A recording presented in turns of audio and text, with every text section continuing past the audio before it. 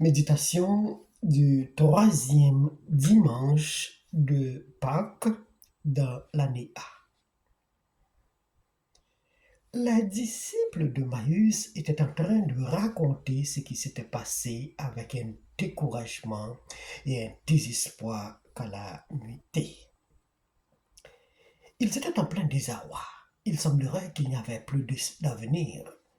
En partant vers Emmaüs, ils étaient en train de regarder vers d'autres horizons, puisque Jérusalem leur a déçus.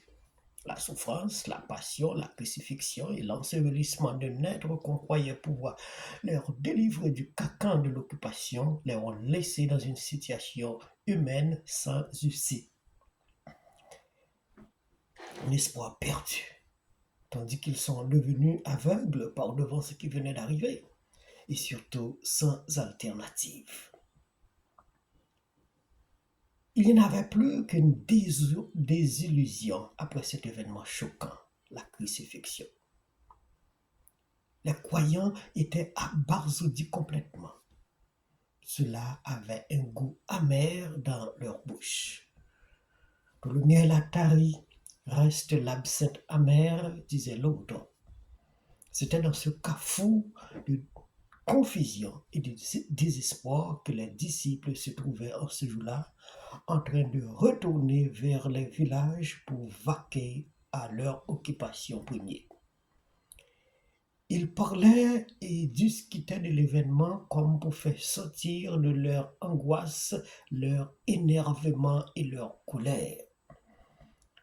C'est dans cette phase d'amertume que le ressuscité a choisi de faire intrusion au milieu d'eux, venu pour entendre leur conversation, ce qui les fait mal.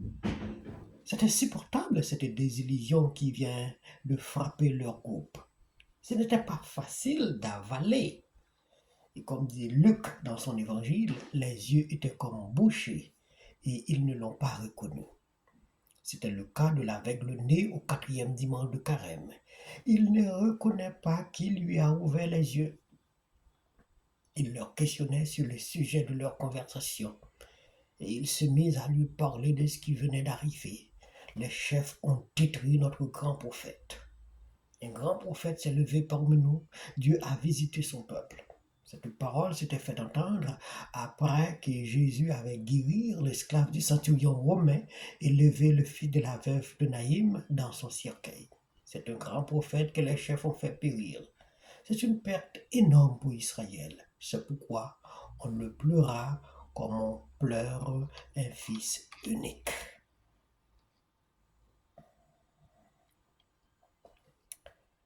Désormais, Jésus a ressuscité. Il est là sans que nous ne l'apercevons. Quand nos cœurs brûlent de sa vraie parole, nous le rencontrons de la foi.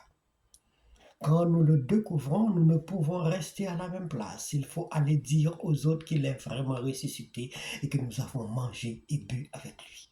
Nous qui sommes ses témoins.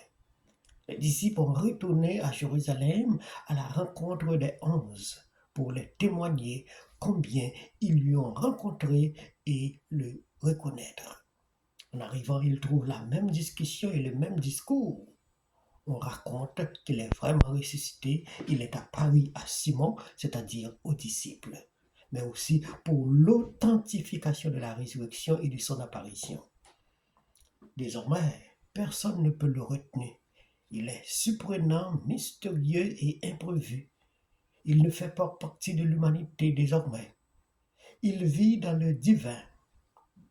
Et même s'il ne marchait pas sur le chemin humain, mais on peut le rencontrer dans un frère invité, aimé et servi. Viendra-t-il marcher sur nos chemins, changer nos cœurs de pierre?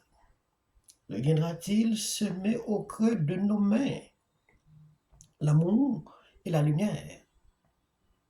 Il est vivant, il est ressuscité, il attend chacun de nous sur notre propre Emmaüs dans ce jour de joie que le Seigneur a fait.